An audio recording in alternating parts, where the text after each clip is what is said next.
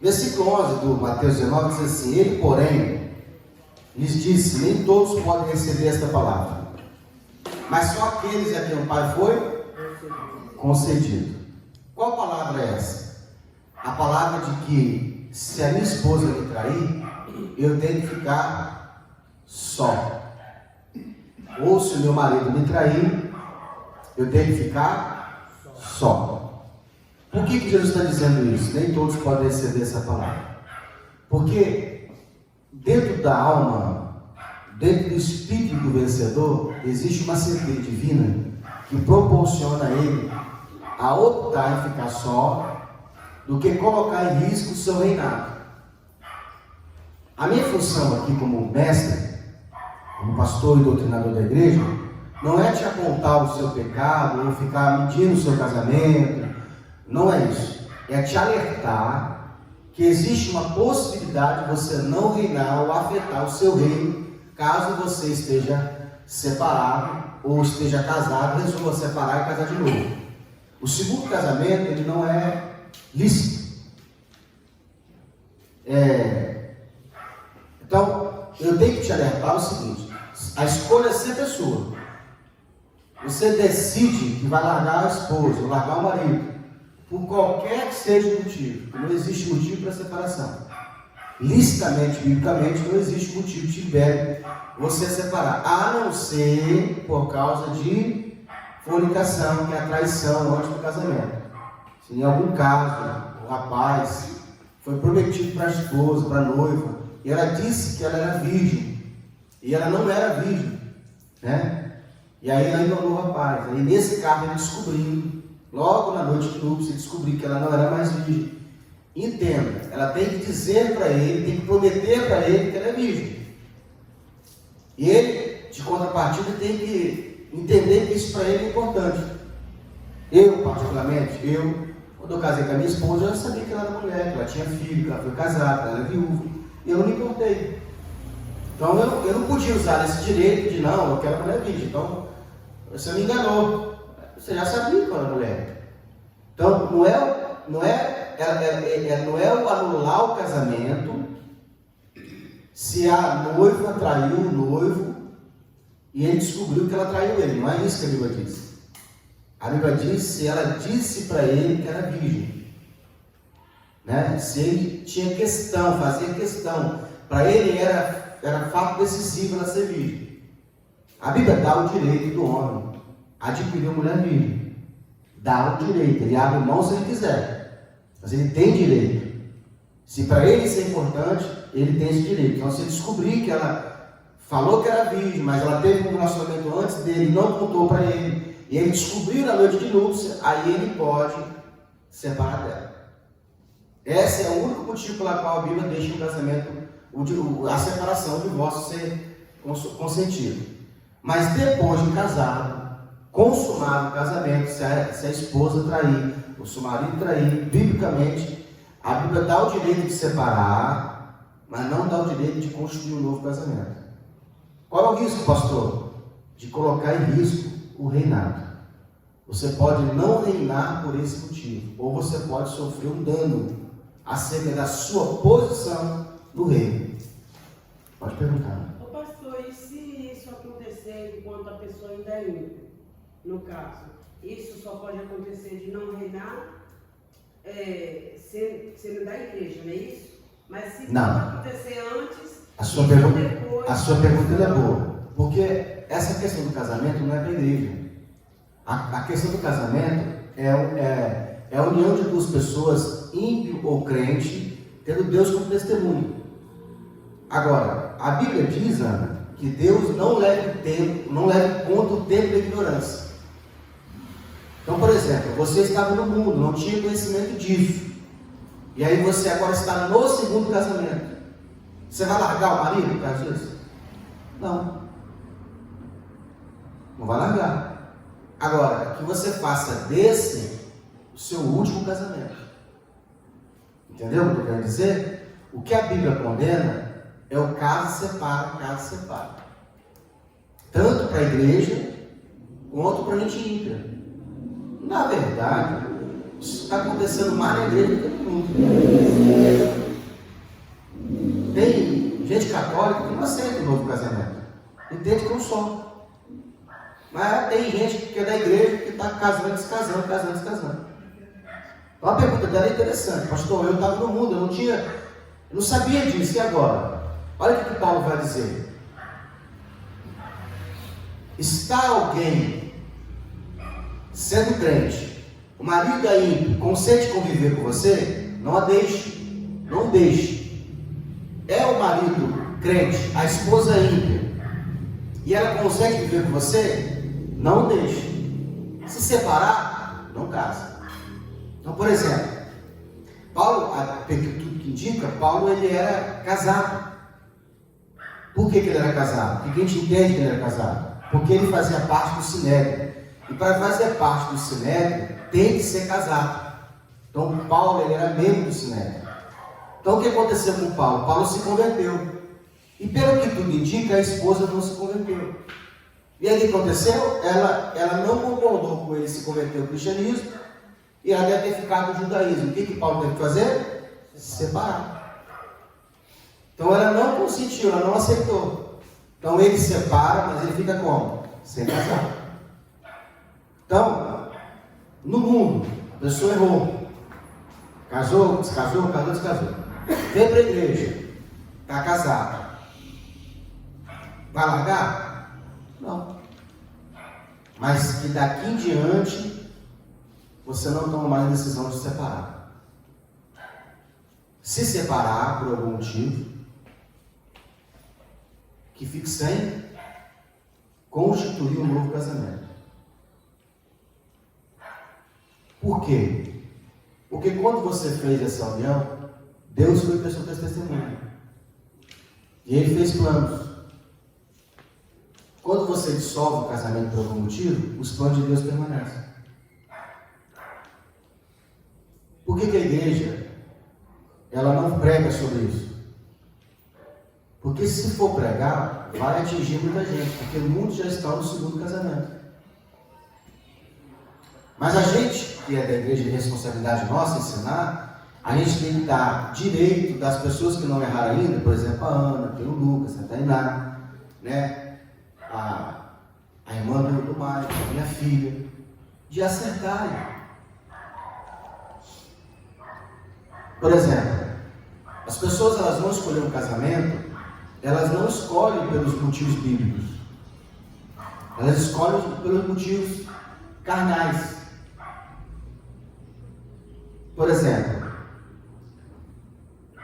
nem se fala quase na igreja sobre perfil comportamental. Independente do perfil comportamental, o seu casamento ele pode ser atribulado. Existem 4 perfis comportamentais que ele permeiam o ser humano. São 12. Mas 4 deles são muito fortes. Quem lembra quais são esses perfis comportamentais? Dominante, influente, analítico e estável. Então, de novo.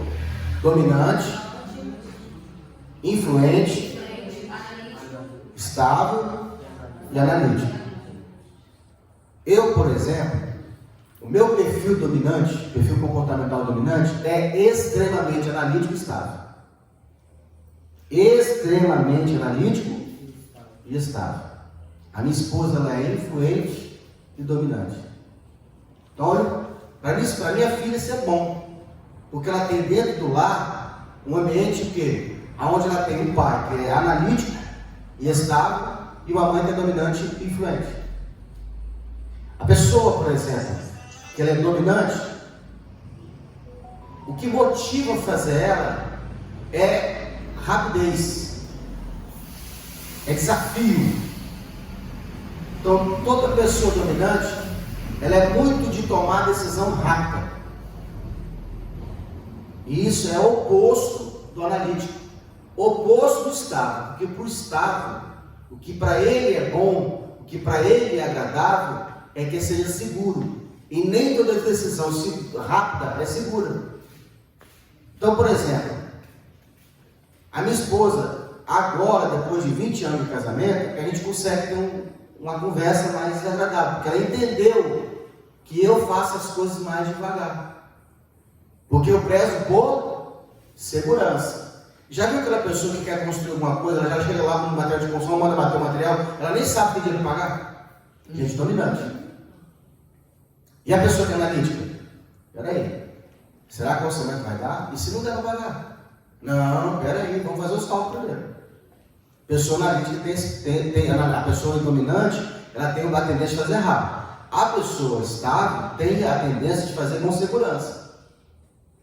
Pessoas influentes, elas são boas para vender, boas para conversar com pessoas.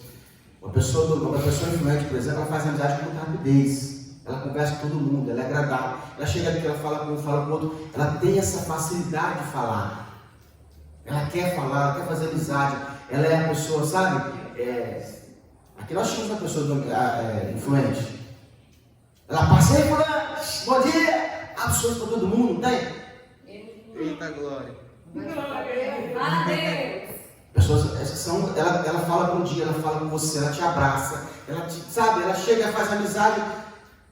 Já isso é o oposto do analítico. O analítico que motiva ele a ser quieto. Porque para ele tem que ter atenção. Então imagine dentro de casa, uma mulher influente. E o marido analítico. Meu Deus. Um quer falar, o outro está me atrapalhando aqui, eu estou calculando aqui a despesa de casa. Os dois vão fazer o quê? Pessoas influentes, elas são boas para fazer comunicação, para vender. Só tem que tomar cuidado com uma coisa. Promete demais e não sabe se vai cumprir. E muitas vezes cai em pessoas mentirosas e treteiras. Lembra aquela pessoa que você fala assim, fulano, eu queria te convidar você para uma festa que eu tenho em casa, pode contar comigo. No dia ela não vai. Cadê o irmão fulano? Falou que vinha, não veio. Por quê? Já viu político? Vai fazer campanha, promete que vai aumentar o salário mínimo, depois fala que não tem como aumentar. Não prometeu.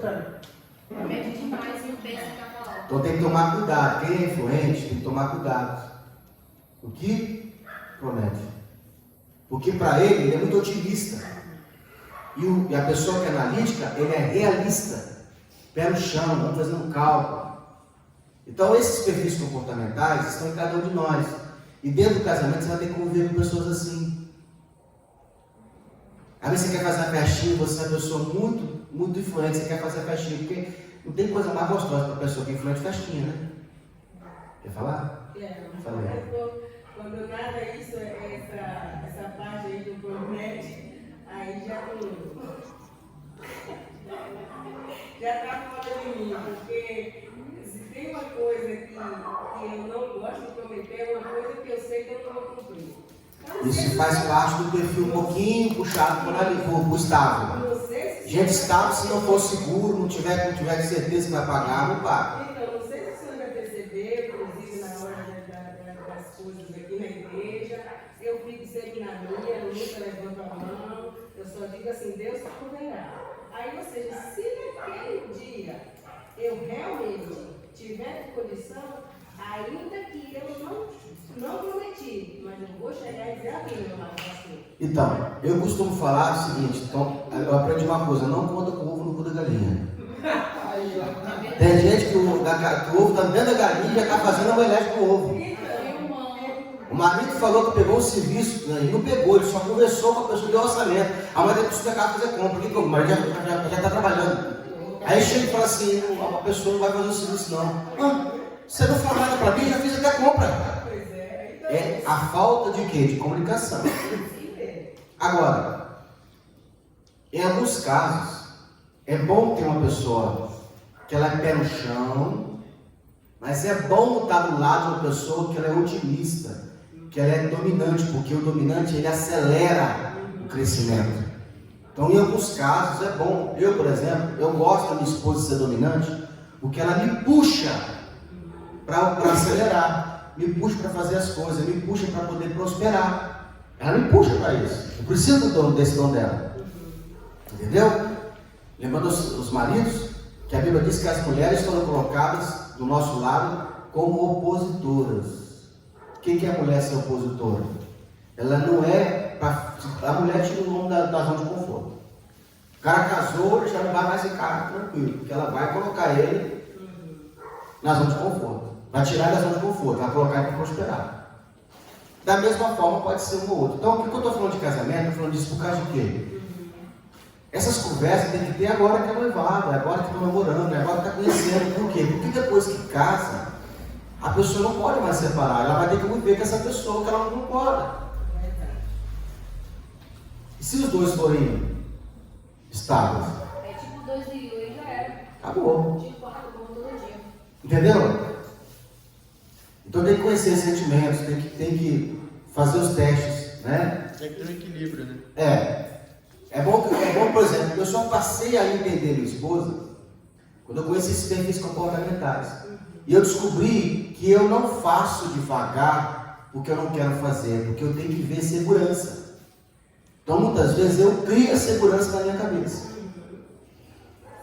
Se você nunca conversou com uma pessoa que é autista, o autista ele tem que ter uma zona de segurança para ele estar perto.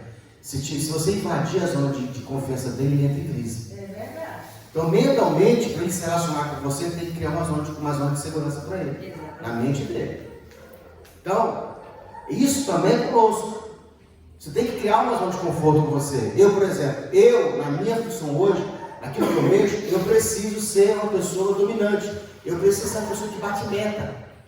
Eu tenho que ter meta. Quem mexe com aplicativo, quem mexe com venda, tem que ter meta. E a meta ela é ruim para quem é estável. Porque para você acelerar a sua meta, você vai ter que fugir um pouquinho das zonas de segurança. Aí eu criei três metas. Uma pequena que é altamente batível, que é o mínimo que eu preciso ter. Uma segunda, que é uma meta média. E uma meta top, que é aquela que você raramente vai bater, mas você precisa ter ela. Então, se eu bato a primeira, eu quero bater a segunda. Se eu bato a segunda, eu quero bater a terceira. Mas eu sei que, por exemplo, se eu bater pelo menos uma, eu estou me acelerando. Então, por que é importante estar falando sobre isso de casamento? Porque se você não conhecer o perfil do seu marido, você vai viver em guerra com ele. Você tem que achar, só um minutinho, você tem que achar qual é o perfil dele, como que você faz para ele fazer aquilo. A minha esposa, por exemplo, ela já entendeu que eu faço pagar. Não é que eu nunca faço, mas eu tenho tempo para fazer. Ela já é assim, acelerada. Então ela falou assim, tem que colocar aqui esse negócio, esse quadro na parede. Você vê lá o tempo que o senhor quer para colocar, mas aqui coloca o quadro. Entendeu? Ela, quando falou, eu tenho que ficar com a escada colocando. E o fato de não colocar na hora, parece que eu não quero fazer. Mas é que eu tenho que ter um tempo de segurança para eu fazer. Peraí, vamos ver aqui. Que dia que é hoje? Dá para colocar? Está chovendo? A escada está segura? Tem escada para colocar? Se tiver, como é que vai colocar? Então, na mente da pessoa que é estável, tudo isso tem que ter traçado. Não tem máquina. Vamos pegar com fulano, não vai se quebrar. Não é assim que vamos pegar com ninguém emprestado. A pessoa que ela tem esse problema, ela vai colocando obstáculos. Ela tem que encontrar a sua zona de conforto para fazer. Ela vai fazer no tempo dela. A minha esposa entendeu isso. Senão ela se sabota.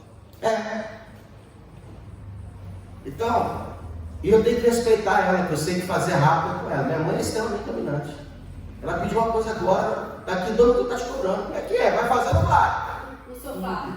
Sofá. Já me deu o sofá.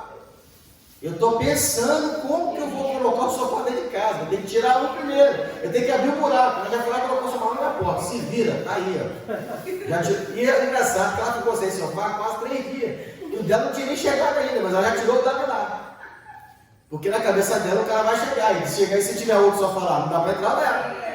Não tem paciência para esperar. Geralmente, encarregado de empresa é assim. Você chega atrás, o que ele faz? O que houve? E a produção, como é que vai ser? Ela fica em cima do Por que as pessoas, por que as empresas, quando vai contratar alguém, eles fazem teste de contratação? Para saber que perfil você é. Aí você fala, poxa, não passei no teste. Não é que você não passou, é que o seu perfil não serve para eles. Irmão, a coisa mais errada que tem na face da terra é uma empresa que tem meta de produção colocar a pessoa estável lá dentro. Ele não vai bater a meta. Porque enquanto todo mundo está cortando aqui, ele está pensando, qual é a maneira mais certa aqui, deixa eu ver, peraí. Não dá. Enquanto o outro já fez umas 10 peças, ele está pensando aqui, está alinhando direitinho, tira essa mesa segura, peraí, tira a luz aqui. Ele está caçando a maneira mais segura de fazer aquilo. É bem assim. Isso é você, é sua alma. Fala. Também é um outro negócio importante que é aquele do masculado, viril e afeminado. É muito bom saber também. Que acho que não tem viril, não tem? Homem viril? Eu descobri que eu era masculado. Eu falei, não aceito. Eu tenho que ser viril. Porque o homem, ele tem que ser viril. E se a mulher descobrir que o cara é... Também assim, dois viril não se beija, né? A mulher ela tem que ser doce. E é complicado se a mulher ela for viril, ela ser doce. Se os dois forem viril, sai na porrada. Porque ela não abaixa para ele. A minha esposa, ela é viril. Muito viril. Eu já tive que sair de casa correndo para tomar porrada. Eu sei como é que é. Eu falei, eu vou sair porque vai dar guerra. Mas hoje, Deus adoçou ela. Que eu vejo ela contando, irmão. Eu falo assim, tá difícil aí, né? Entendeu? Então, você sabe quem você é. Por exemplo, vou falar uma coisa aqui que está quase todo mundo aqui casado. Mulher viril não fica perto de homem viril. Não pode. Não pode. De jeito nenhum. Mulher viril não tem amizade contra homem viril. Entendeu? Tem muita química, pega fogo. Então, se o homem é viril e ele tem uma amiga que é viril, é muito perigoso. Tem que estar um do lado longe do outro. Porque não é nem que você está com o demônio, é química. Você tem que ficar longe. Entendeu?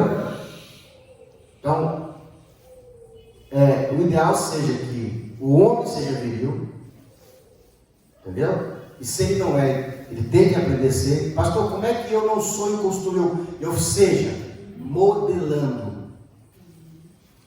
Vendo outro homem viril e aprendendo a ser ele. Eu preciso de homens viris aqui na igreja.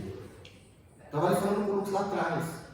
Às vezes falta nos homens daqui de dentro atitude. Na sua casa, você vê um erro e você deixa ou você espera a esposa te cobrar?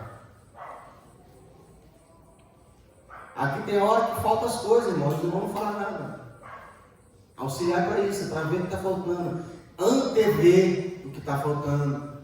Por exemplo, posso falar?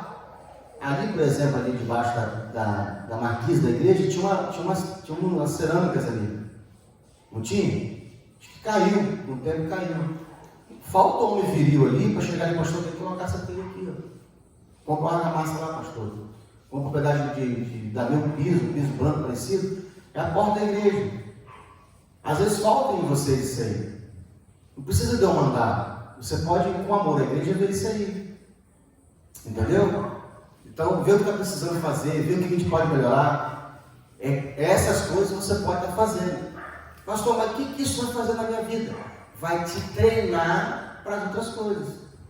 É fazendo essas coisas pequenininhas que você vai pegando o hábito de estar sempre antevendo e fazendo. Por exemplo, eu não sou uma pessoa dominante. Eu sei que não sou.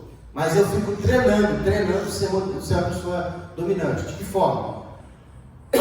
Eu quero fazer as coisas mais rápido do que normalmente eu faço. Tomar decisões mais rápidas. E para eu tomar essa decisão mais rápida, que eu tive que fazer, deixar de ser perfeccionista. Gente perfeccionista demora a tomar decisão. Por exemplo, Você já poderia abrir o seu próprio negócio, mas você fala assim, não, eu tenho que comprar ali um ponto, eu tenho que construir o ponto, tem que ser tipo a madeira, eu tenho que abrir o meu ponto. Isso é perfeccionismo. Não se começa assim, se começa pequeno. Se começa testando. Não é que eu vou vender marmita para as pessoas, faz a marmita na rua, faz em casa, oferece do vizinho, fala que está vendendo. Compra meia dúzia de marmita e faz um teste.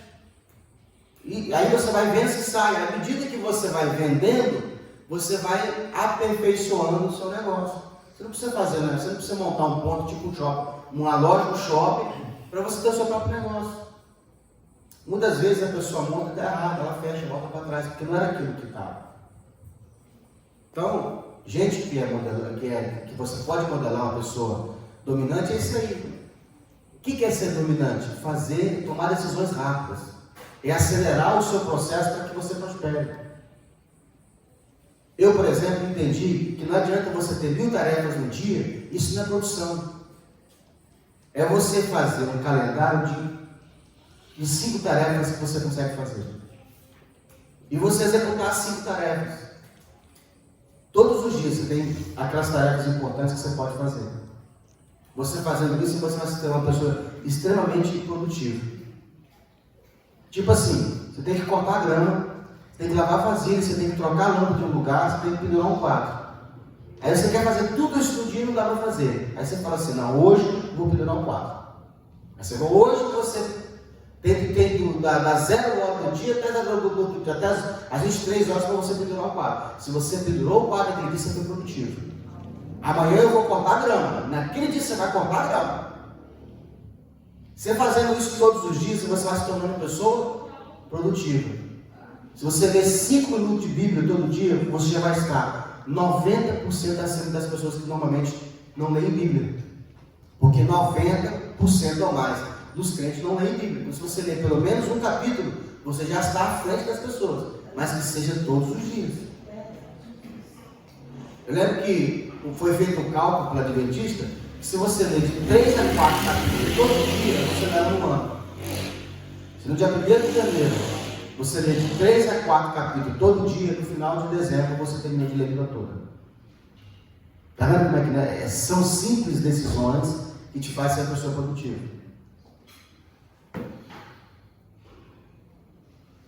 Vocês querem saber os outros perfis dos homens? Manda abraço.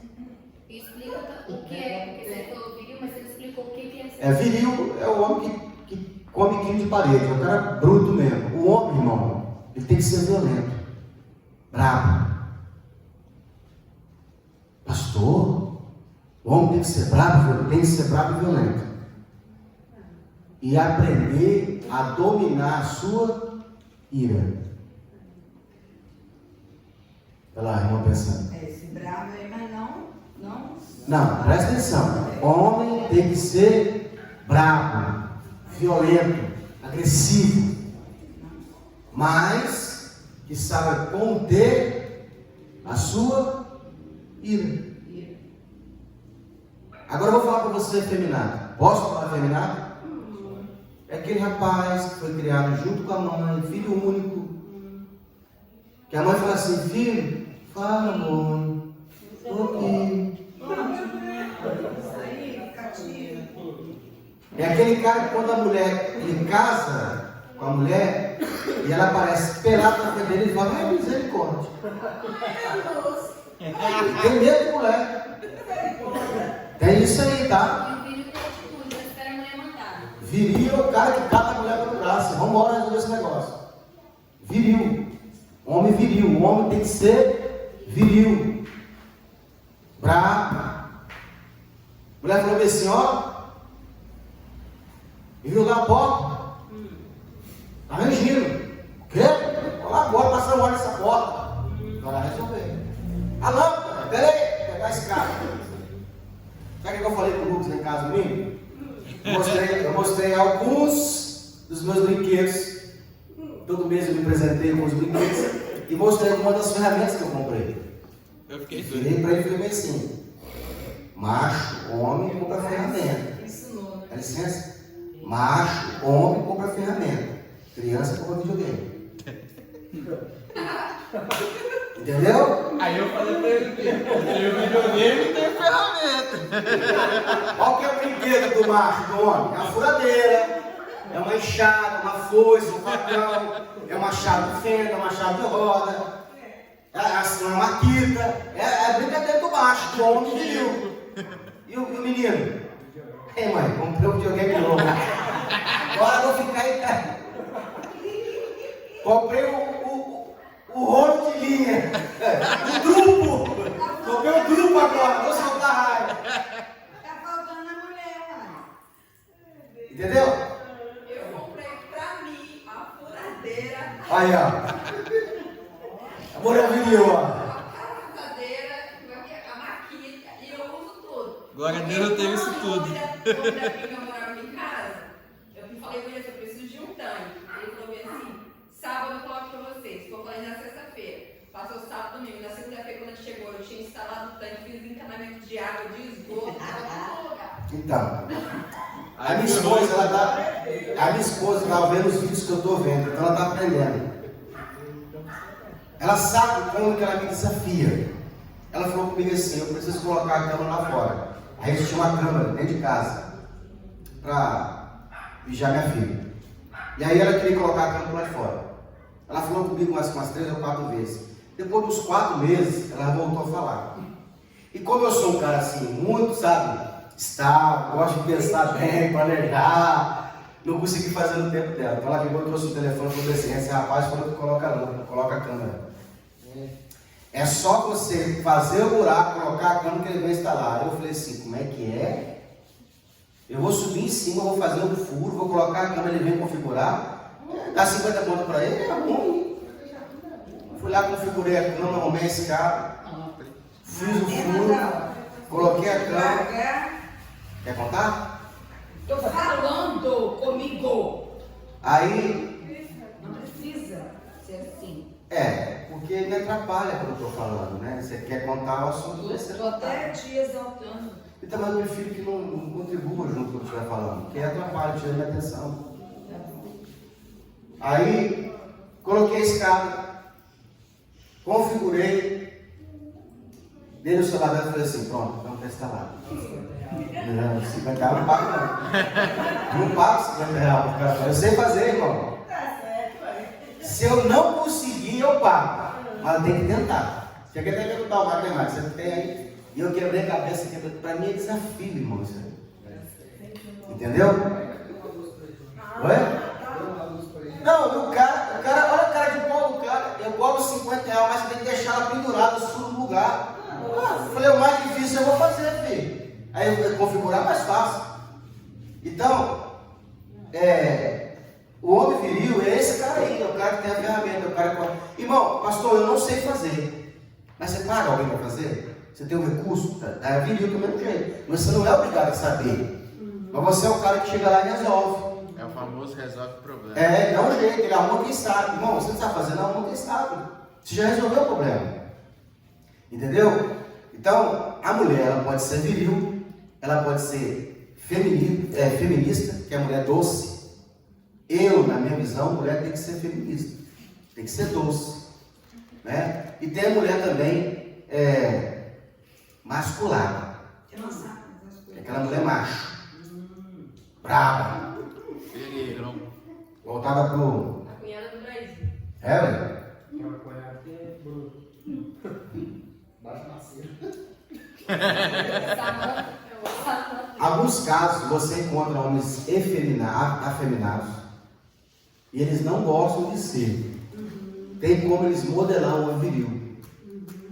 Porque o efeminado não tem nada a ver com o homossexual, ele não é gay. Mas ele tem alguns comportamentos que ele pode mudar com ambiência e modelagem. Então, eu praticamente, eu sou masculado. Mas eu modelo ser viril. O tempo todo eu fico modelando para ser viril. Porque eu não aceito ser masculado. Eu sou o homem masculado, ele é um homem que ele é mais estratégico. Ele não cai para dentro logo. Ele fica tramando uma chantagem. Está entendendo o que eu quero dizer? A mulher fez uma coisa que ele não gosta, ele não fala nada. Deixa ela comigo. Vou fazer calado. Fala, Senhor. É um masculado. Por exemplo, vou te dar 2 exemplos de homem masculado e um homem viril. Bolsonaro e o Moro. Quem dos dois você acha que é viril? Bolsonaro. E o Moro? Masculado. O Moro, ele peitou o Bolsonaro.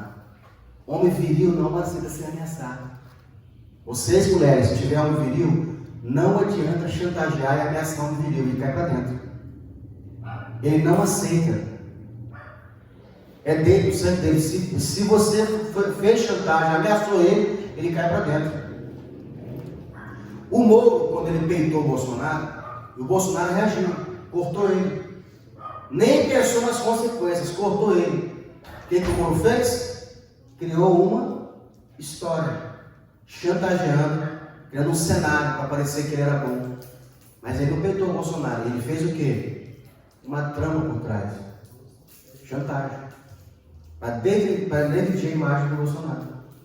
Foi na rádio, contou uma história triste, fez um boato. É a forma de ele reagir.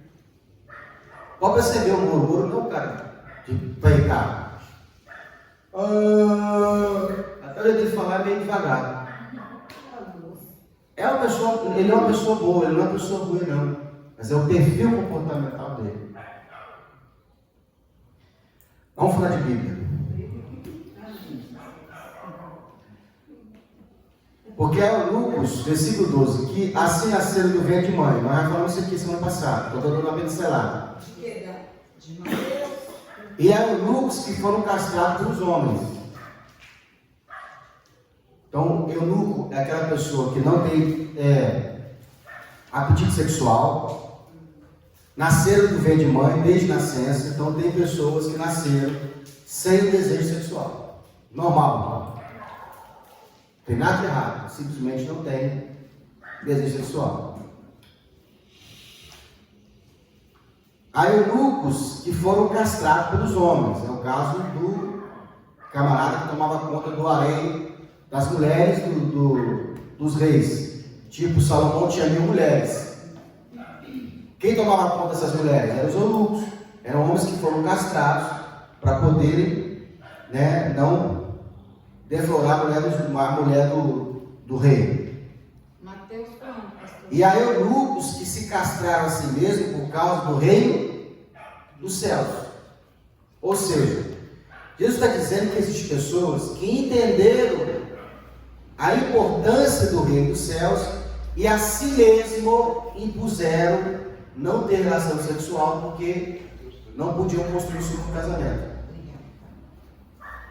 Então, o caso do Braz. Braz pode entender que é necessário que ele fique sem relação sexual com outra mulher, certo? Para que ele possa ganhar o reino, se assim Deus desejar. Se não há a possibilidade dele casar de novo, eu dou um exemplo do Braz, quer dizer que ele vai fazer. Mas ele pode falar, eu não quero perder o reino, eu quero me sacrificar pelo reino. Se isso aqui não tivesse escrito, irmão, até daria para entender o fato da pessoa achar que não pode. Mas Jesus deixou bem escrito a importância que tem você se abster por causa do reino. Ou seja, o reino é mais importante. Para Deus, o sexo não é mais importante. A pessoa, às vezes, ela acha que é o fim do mundo ela ficar sem relação sexual. Ela fala assim, Deus não quer viver triste. Ué, mas quer dizer que sexo vai ser de deixar alegre? Não, Não, Deus não quer ver tristeza, Ele quer me ver feliz. E o que tem a ver tristeza, alegria com sexo? Para quem gosta e não fica sem, realmente é uma tristeza. Mas isso não tem nada a ver com o fato de ser triste alegre, porque quer dizer então que a pessoa que não faz é triste? Mas é a sua necessidade. Pastor, e se eu não tenho isso em mim? Talvez você não tenha certeza de ser vencedor. Ainda. Por exemplo, por mais que eu pregue acerca da oferta e da primícia, essa palavra muitas vezes não encontrou no coração de alguém. E por que não? Não é porque a pessoa, talvez, ela ela não se comoveu, porque dentro dela ainda, ela não se tornou uma pessoa assim. Porque ninguém pode ofertar diferente daquilo que ela é. Então, se essa palavra não toca o coração dela, é porque ela não é generosa. Ai, pastor, mas e aí? Ela pode se tornar. Na prática, praticando aos poucos. Por exemplo, quando Caim veio trazer a oferta que Deus pediu, a Bíblia diz assim: Deus rejeitou Caim e a sua oferta. Por que Deus não rejeitou a oferta? Porque mesmo que Deus falasse assim: Caim, essa eu não quero, traz outra, Ele traria a mesma. Porque a oferta revela o coração. Então, quando a pessoa não consegue ofertar, não é que ela não consegue, o coração dela está demonstrando que ela é da oferta. Entendeu o que eu estou querendo dizer? Então, primeiro, eu tenho que mudar quem eu sou. E a oferta revela isso. Ninguém pode ofertar aquilo que ela não é. É impossível que você oferte aquilo que você não é. A oferta, ela só revela o teu coração. E é só isso que Deus quer. Está entendendo o que eu estou querendo dizer? Então, por exemplo, eu tenho uma pessoa que eu conheço que ela não gosta de dizimar. Mas é uma pessoa maravilhosa, despedida para a obra. E só que quando chega na parte do dízimo, ela trava. Diz que não tem fé, não concorda. O fato de não concordar é perigoso. Porque uma coisa é eu falar que eu não consigo, outra coisa é eu não concordar. Tem muita diferença. Uma coisa é eu falar, não consigo fazer, pastor, mas eu não acho errado, não. O fato de você não concordar é opressão maligna. Por exemplo, eu não contribuo muito com aquelas campanhas que fazem no telefone para pai. Raramente eu contribuo com aquilo. Pelos meus princípios, mas também não sou contra. Eu não contribuo com muitas coisas que são pedidas para doação de hospital que tem câncer. Eu não contribuo, mas não sou contra. Agora, tem pessoa que ela é contra o dízimo. E aí já é perigoso. Porque a Bíblia diz que o espírito do anticristo já opera. E o que é o espírito do anticristo? O diabo, ele não pode receber nada que é consagrado a Deus. Então, quando chegar o anticristo, ele vai proibir as ofertas e os dízimos. Eu vou explicar isso para vocês. Tem mais um tipo de cobertura, pastor? Oi? Tá aqui o juiz. Como é que é, Davi? Tem mais um tipo de cobertura? De cobertura? Como assim? Uma cobertura só ou tem algum tipo de cobertura? Eu não entendi ainda a cobertura. De que você está falando? Você está debaixo da cobertura de Deus. Tem um tipo de grau, tem algum tipo diferente, Então, o dízimo, ele protege você do seu patrimônio. Eu vou falar isso aí também que você me perguntou. Achou isso? Eu posso falar? Vocês aceitam que eu falo mesmo? Vocês vão ficar tristes. Davi perguntou assim: pastor, existe vários tipos de cobertura? Por exemplo, gente que não tem temor de Deus é porque não dizima. Se você começar a dizimar, o temor de Deus vai te alcançar. Por exemplo, pessoas que não dizimam, que isso aqui é um altar, certo? Que é um altar. Alguém lembra qual é o outro altar que eu falei? Tem 3 altares. O gasofilácio, que é onde se coloca a oferta do dízimo, é um altar. Na sua casa tem outro altar. O quarto.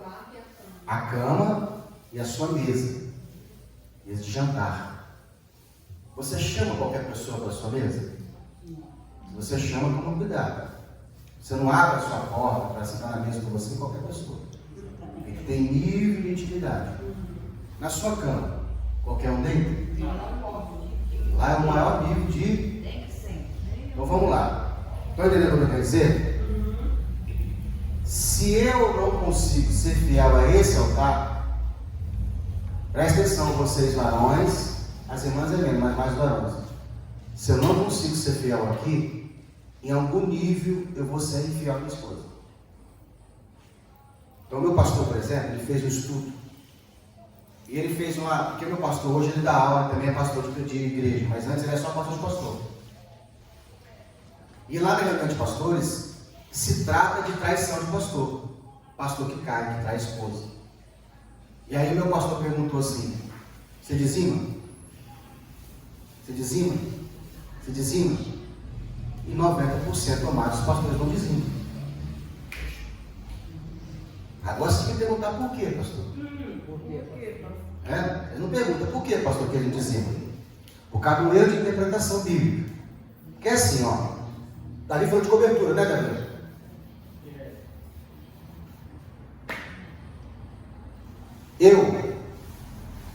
Eu entrego o dízimo? Sim. Entrego.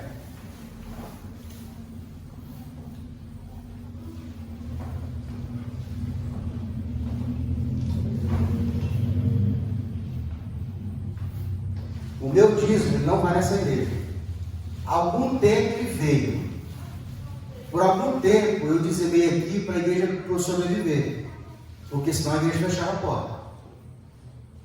Entendeu? Então, por algum tempo, por necessidade, eu entreguei o dízimo aqui. Só que isso não é correto. O correto é o quê? Que eu dizime na vida de outro pastor.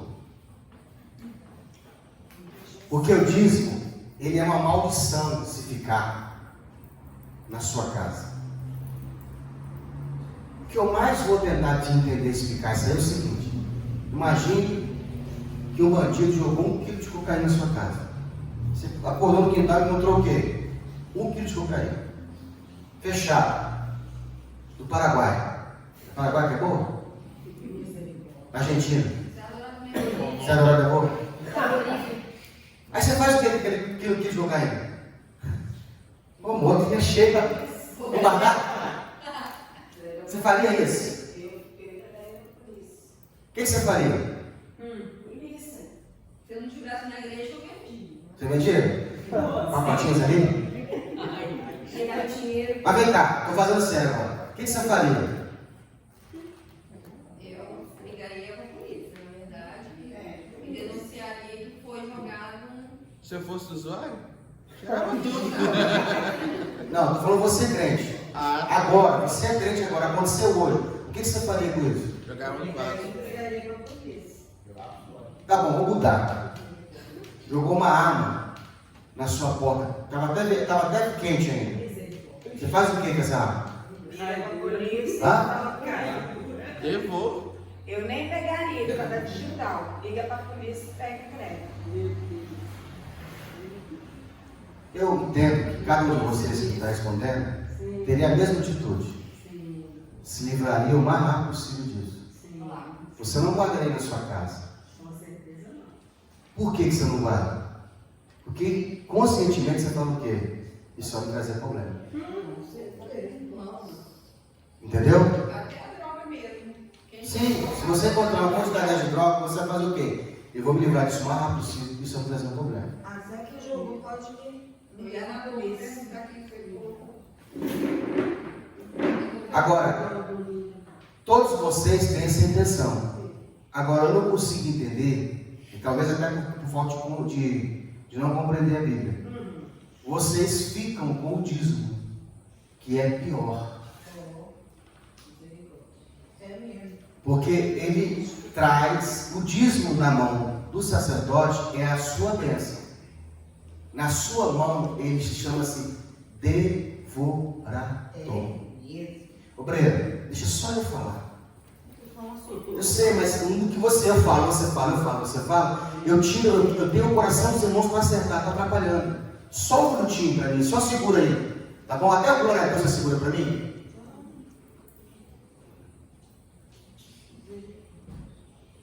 Eu não estou aqui colocando medo em vocês, não. Nem é essa a intenção do meu coração. Então eu sei disso. Então o que eu faço? Eu preciso, rapidamente, quando recebo o meu salário, fazer o que com o meu dízimo? Entregar na vida de um pastor. Porque quando esse pastor, ele gasta o dinheiro do meu dízimo, a minha vida ela é abençoada. É o que o Davi falou, um tipo de cobertura. O meu patrimônio, ele fica protegido. Assim, pega um ano e faz isso. Seu gás para de acabar fora da hora, suas coisas param de quebrar, queimar, a sua vida começa a ter uma diferença significativa. Você para de gastar dinheiro com remédio. Oi? Não, você tem que fazer o seguinte, todo mês você tem que arrancar esses 10% da sua receita e da sua casa. O judeu, ele sabe disso. Como o judeu não tem um templo para levar o dízimo, o que ele faz? Ele arruma uma pessoa para entregar, na vida dele não fica. Abraão não tinha ninguém maior do que ele, porque o dízimo tem que ser entregue na mão de alguém maior. Eu não posso entregar meu dízimo na mão do gás. Eu tenho que entregar o meu dízimo em algum pastor maior do que eu. Geralmente em quem te alimenta. Então vamos lá, você tem primícia, você tem dízimo e você tem oferta. São 3 coisas diferentes. Tem mais coisas aqui. Tem também esmola. Pastor esmola também? Esmola. O dízimo é para proteção, cobertura. Proteger o que, pastor? Seu patrimônio. Contra quem? Devorador. Devorador vem e faz o quê? Corrói. Então eu tenho que pegar esse dízimo, pegar na vida de um pastor, de um sacerdote, maior do que eu, geralmente que me alimenta. Como eu tenho outros pastores que me alimentam, eu escolhi um para entregar na mão dele. Como eu não sou menino, eu não sou bobo, existe uma unção naquele pastor que eu quero. E eu quero aquela unção para mim. O que eu faço? Eu entrego meu dízimo na vida dele.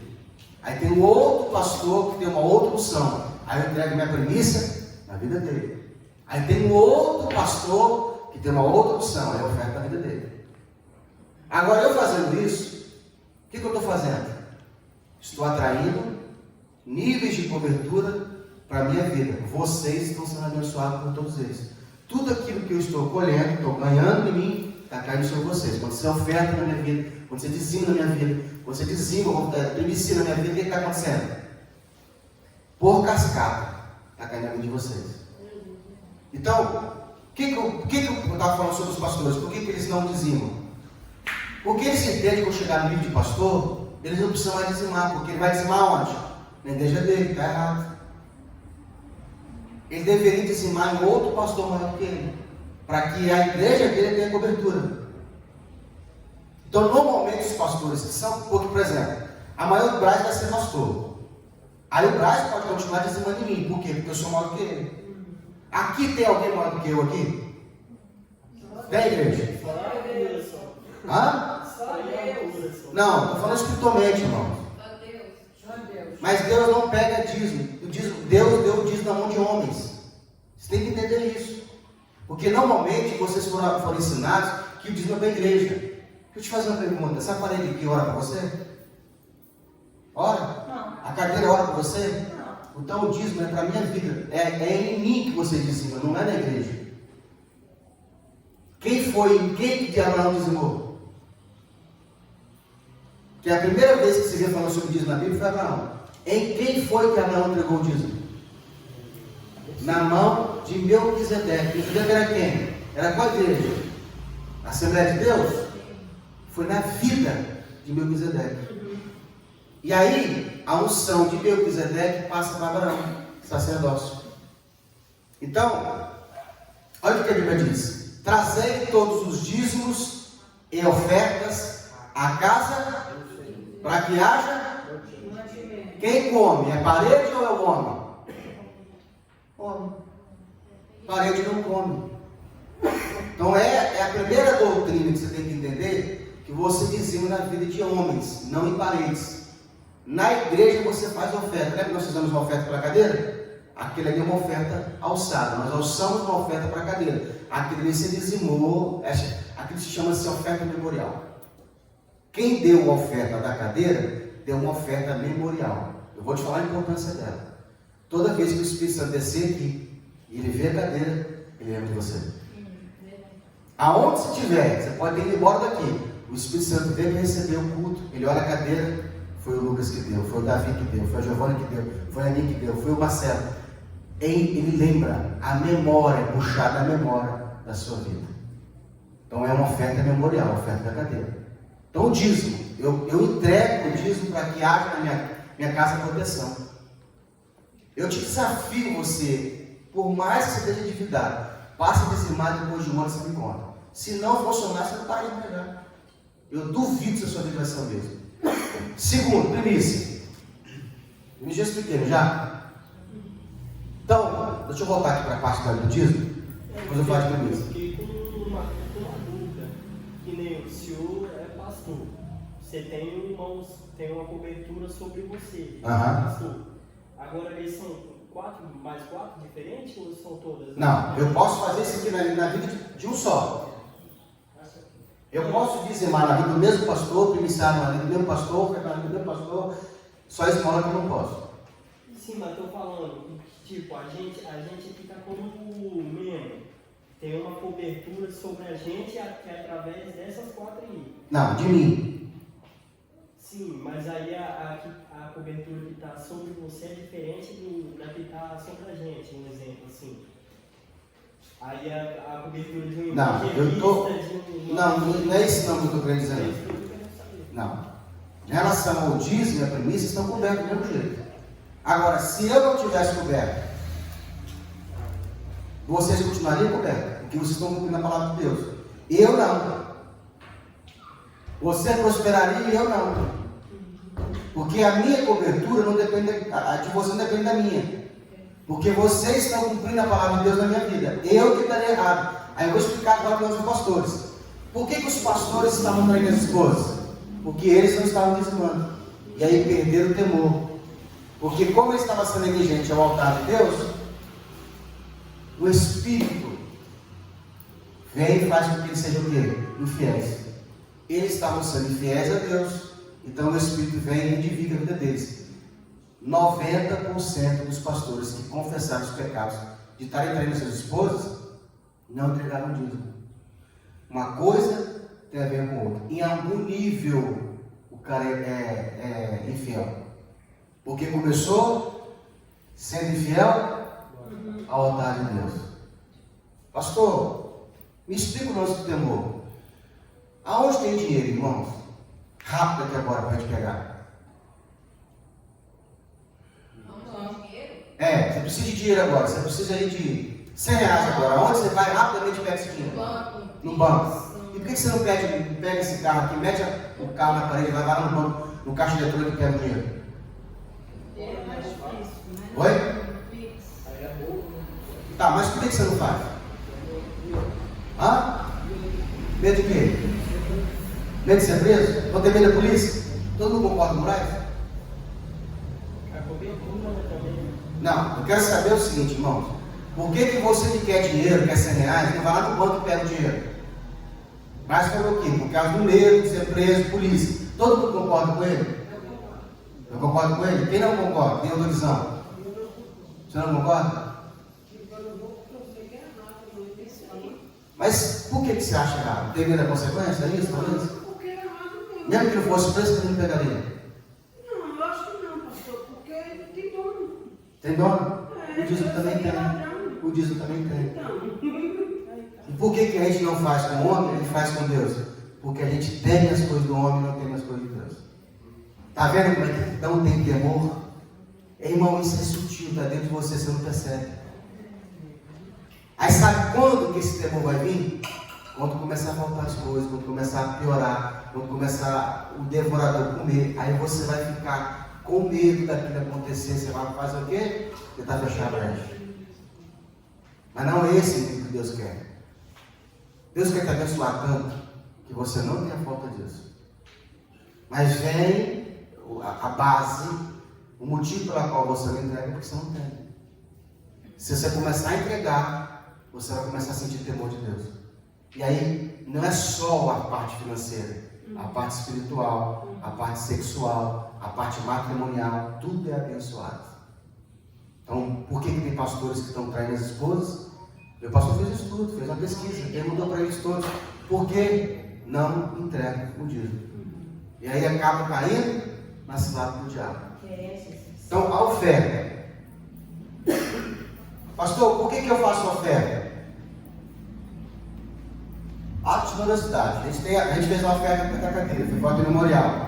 Tem oferta alçada, a gente levanta aqui, como fizemos na cadeira, pode ser uma oferta do pudim, a oferta da cantina, isso tudo é oferta. A oferta é ela que prospera você.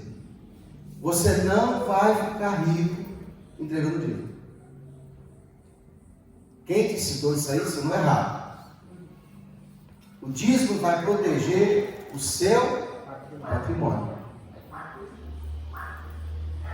Se alguma coisa acontecer com o seu patrimônio, Deus é responsável por outra.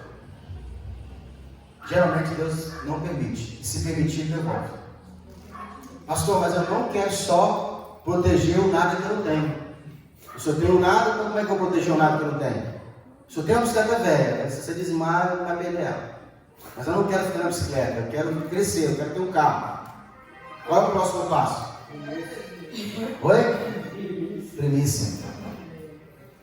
É o que o Davi falou, é quando eu consagro a minha receita. Eu consagro a minha colheita. Ah, irmão, assim, eu queria que você provasse, para você ver que eu não estou brincando.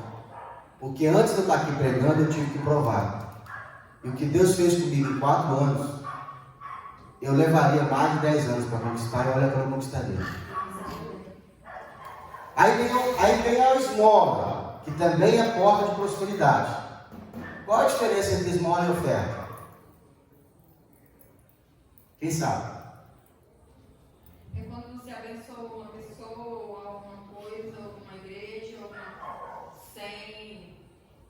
por abençoar, por vontade de abençoar, não por obrigação.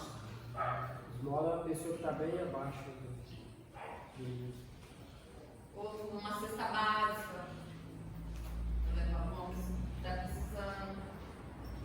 Vamos lá.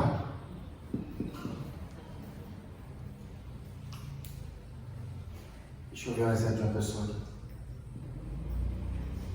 Tem gente que precisa. Vou botar aqui o Edir Macedo. Está aqui na frente do meu lado. E tem o seu vizinho lá que está passando muita necessidade. Você precisa dar uma esmola. Para quem você dá?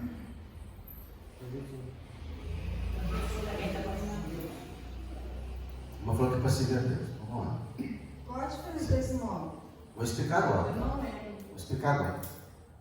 Vem cá, Davi. Vem cá, Braz. Talvez assim vocês já vão aprender.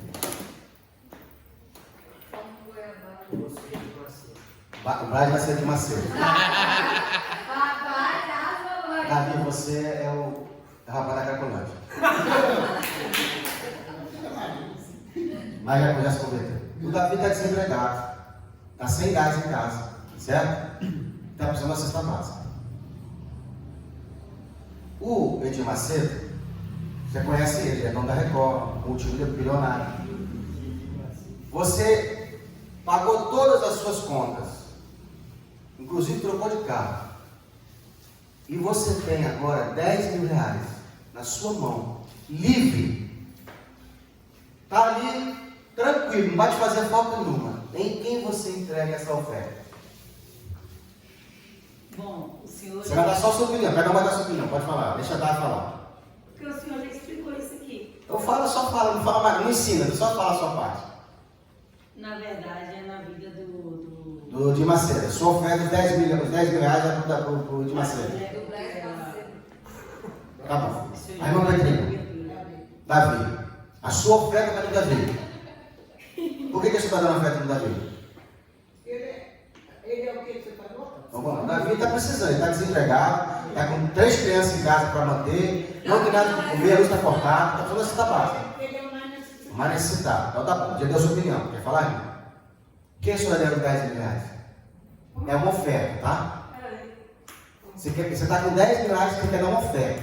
Sim. Você precisa escolher entre o Davi e o de Macedo. Quem você daria? Eu daria para necessitar. Vou necessitar, que é o caso do Davi. Aninha? Eu sou também já não explicou, mas eu daria para necessitar. Necessitar. Insisto naquela que... Tá bom, Lucas? Davi?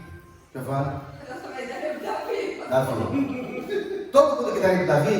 Eu e de Macedo. Não é de Macedo? Posso agora explicar? Quando você dá uma oferta, ela é uma bênção. Você tem que atrair a bênção para você.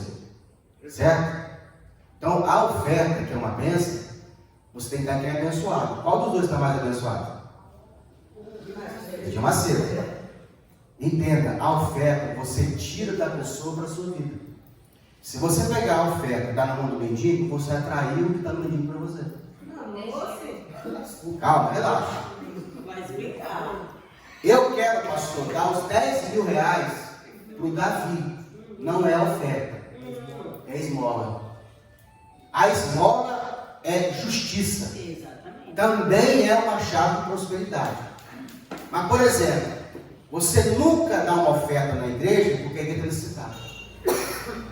Ah, não. Vou dar essa oferta aqui lá no pastor Renato, tadinho, quase não tem ninguém. Você vai dar aqui para esmola. Errado. A oferta, se eu quero ser abençoado, eu dou em quem está abençoado. Eu atraio a bênção para mim. Entendeu? A esmola eu dou para quem precisa. Isso aí. Porque quando o Davi fala, ô irmão, muito obrigado, agradeça a Jesus Cristo. Jesus Cristo te abençoa. Mas você tem que entender que é esmola. Nunca uma oferta você está na mão do necessitado. Nunca dê uma oferta por necessidade. De vez em quando eu repreendo minha irmã, porque ela tem umas promessas aí, ela fala, olha meu irmão, me abençoa, porque senão, pronto, você vai me dar por necessidade, porque eu tenho que pagar uma prestação, não dê. Porque aí a oferta não tem o seu objetivo. Então, qual é a diferença entre oferta e esmola? A oferta nunca é por necessidade. Nunca é por necessidade.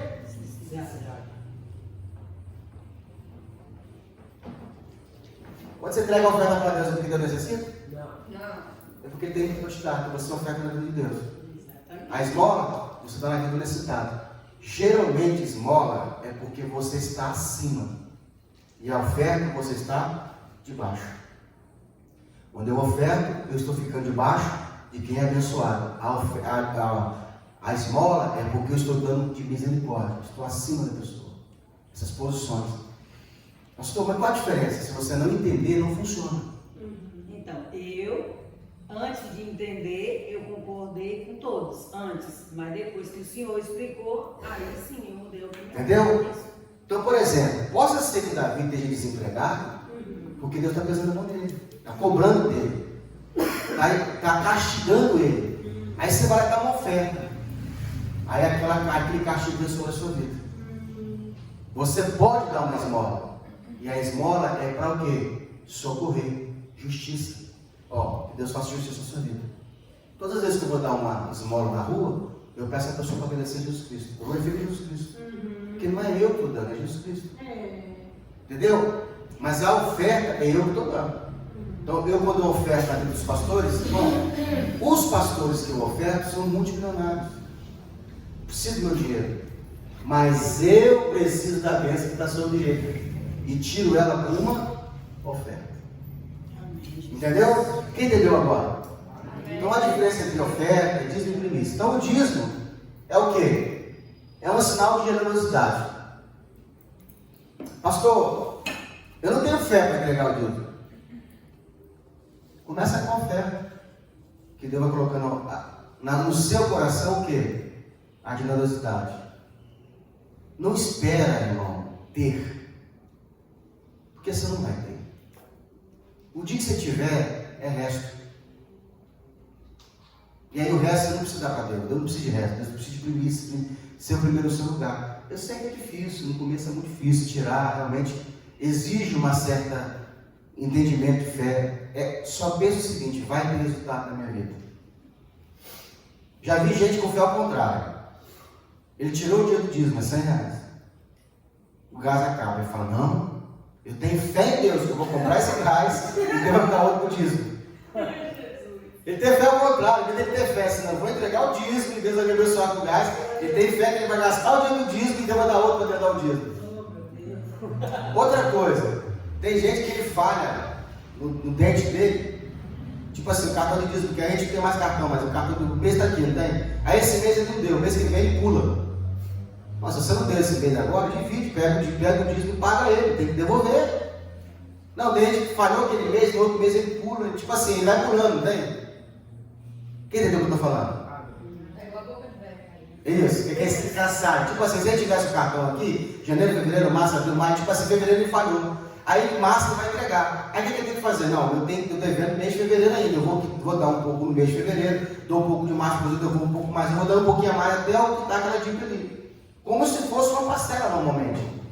Não, ele pega aquela falha e ele pula. Claro, salvo se a pessoa não ficou de férias, aí entregou. Outra coisa, tem gente que tira férias, no meio de férias ele entrega. Dessa você não entrega.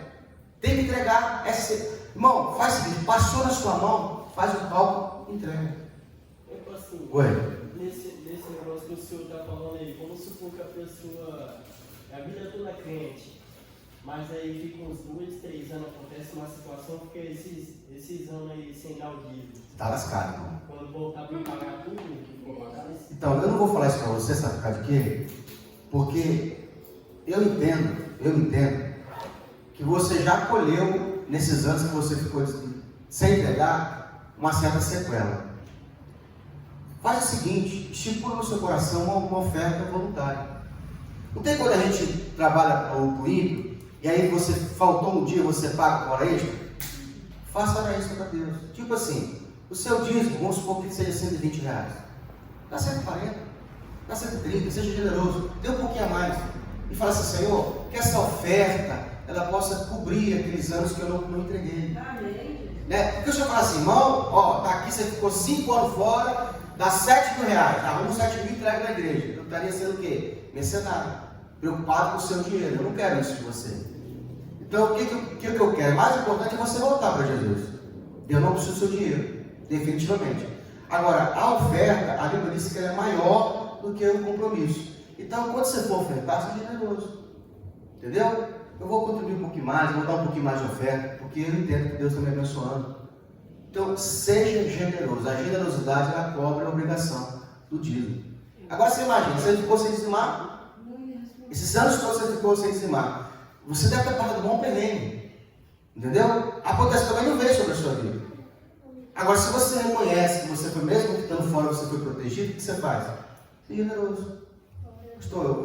Não precisa nem falar com ninguém, dá um pouco a mais. Tira uma oferta a mais, dê para Deus. Ninguém precisa falar para você quanto que é. Do seu coração, brote a alegria. Dê com alegria. Quer falar, João? Não, na verdade é isso que eu penso também. O jeito que você falou sobre a oferta, uma pessoa igual eu fiquei 5 anos afastada. Eu, na verdade, desses 5 anos, eu fiquei 2 anos sem dizimar. Depois eu voltei a dizimar, independente de eu não estar na igreja. Voltei a dizimar. O meu dízimo hoje, eu tinha um propósito, fiz um propósito com Deus. O meu dízimo é investido em cesta básica. Só que igual eu já orei e falei com Deus que eu quero voltar a dizimar na igreja. Quero abençoar, eu gosto de voltar a dizimar na vida do Senhor. E assim, e Deus já está me incomodando de eu pegar e reverter isso em cesta básica. Até porque as pessoas que eu ajudava já conseguiram emprego, assim, por mais que não seja um emprego estável, né? Mas assim, já conseguiram uma coisa que já não dá para faltar mais dentro de casa, né? Assim, falta, não é igual a nossa família que é certinho e tudo, mas. Então, a pessoa quando faz isso, ela faz com o coração com a intenção boa. Mas o que eu aconselho a vocês, eu estou aqui para ensinar. Pega os 90% que é seu e compra a cesta básica, não compra os 10 da igreja. É do Senhor, né? Uma vez eu ouvi uma irmã falar sobre isso, E ele não tem a mesma finalidade. O que você não pode fazer é você determinar o que vai ser feito com os 10%. Ele é uma maldição. Se você comprar uma cesta básica, na sua vida ele não vai ser bênção.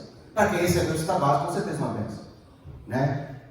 Eu entendo a sua situação, você queria arrumar um jeito. Às vezes até, irmão, a pessoa fica triste por não encontrar uma pessoa de segurança, alguém que tem referência para entregar.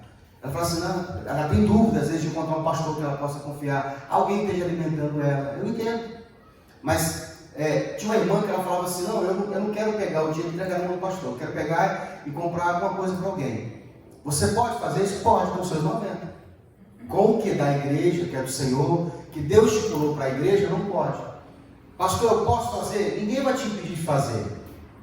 Só que não tem o mesmo efeito. Você pode continuar a fazer o quê? Ter consequências, ter dificuldades, tanto financeiras quanto patrimoniais, porque você está determinando o que é feito com o dinheiro. Por exemplo, eu vou dar um exemplo bem escrachado aqui para vocês. Você entregou seu dízimo, seu suado trabalho, trabalhou o ano mês todo, pegou aquele suado dinheiro e entregou o dízimo na igreja. E você descobriu que posso estar gastando com prostituta. O que você faria? Não, moça. Você pararia de dar? Hein? Não, ele ia dar o dinheiro, né? Com ele está com Deus. Oi? Fiz a minha obrigação. Exatamente. O que o pastor faz com o dinheiro não tem nada a ver. É o que eu falei com o Davi. Você está fazendo a parte de Deus e entregar o dízimo na vida da igreja, do pastor. E se eu não faço a minha parte, eu não sou abençoado, você continua sendo. Entendeu? É porque assim, irmão, a gente está tirando essa parte para a gente aprender. Quando a pessoa está entregando 100 reais, ela não quer saber o que está sendo feito com o dinheiro. Mas ela vai ser abençoada. Daqui a pouquinho o dízimo dela vai virar 1.000. E se ela está entregando 1.000, 10 mil vai estar ganhando. Aí já começa a querer saber, vem cá, estou entregando 1.000, cadê o meu dinheiro? Está sendo feito. Seu dinheiro, a gente é do Senhor. Você entendeu? Aí já não é, porque assim, a não ser que Deus te levante para tomar conta do patrimônio, o que é feito não cabe à pessoa. Lembra daquela mensagem que uma vez uma pessoa entregou uma oferta e nada aconteceu, e ela foi perguntar para Deus por que não tinha acontecido nada, e o Senhor falou assim, você não entregou ainda. No seu coração a oferta continua viva. Toda oferta ela tem que morrer 2 vezes. Primeiro ela morre aonde? No teu coração. Não adianta você ofertar 100 reais e ficar pensando no 100 que você deu. Poxa, aquele 100 que eu dei para o pastor, 100 não, está me fazendo uma falta. Não morreu ainda no teu coração. Tem que morrer aqui. Depois ela morre aonde? No altar. A Ana matou a oferta do filho no coração. E quando Deus deu ela no menino, ela falou assim, só vou esperar desmamar e vou entregar ele no altar. Acabou, estava morta. Aí a bênção aconteceu. Então, o seu dízimo, você não pode ficar preocupado com o que é feito com o dinheiro. Porque senão ele não morre no teu coração. Não entra por esse caminho de administrar. Deixa Deus fazer isso aí. Nem eu, irmão, particularmente, fico preocupado com isso. Eu fico perguntando a Deus, o que eu tinha a fazer com o dinheiro? Senhor, o que eu tinha a fazer com o recurso? Onde eu vou colocar esse dinheiro? Tipo uma das cadeiras. Era a oferta de vocês. Eu ia comprar uma cadeira bem no churuca. Eu falei, não, eu quero uma cadeira melhor para a igreja. Não vou comprar qualquer coisa. Tem que ser para o Senhor. É tipo assim, o que você faria se fosse para a sua casa? Né? Eu fui comprar o leite condensado do pudim. Temos um leite paraguai. Já viu o leite condensado do Paraguai? Que não é leite condensado. É outro nome, culinária. Troço esquisito lá. Leite composto. Assim como tem azeite, irmão, não tem óleo misto. Entendeu? Aí o óleo misto é 15 reais, o azeite é 30. Você fala, não, vou comprar esse aqui da promoção. Aí você vai ver, é óleo misturado. Então quando eu fui comprar o leite, irmão, eu paguei quase 6 reais na latinha. E eu sei que tem latinha de 4 reais. Mas eu falei, vou comprar uma das melhores. Aqui eu usaria lá para casa. Não é que eu tenho que comprar a leite moça, da moça. Eu uso moça lá em casa? Não, não uso. Mas pelo menos é Piracaju, né? Não uso também aquelazinha chulé, que não é leite condensado. Então, essas medidas que você faz, são as medidas que Deus te mede. Quando Deus for te medir, vai te dar o melhor também. Glória a Deus. Então, seja generoso. Tipo, a cadeira. Você vai dar a cadeira? Deus tocou o teu coração? Não tocou? Não deu. Também você não precisa fazer o quê? Deus tocou o teu coração. Vamos ficar de pé para adorar? Aproveitando o domingo que eu não vi.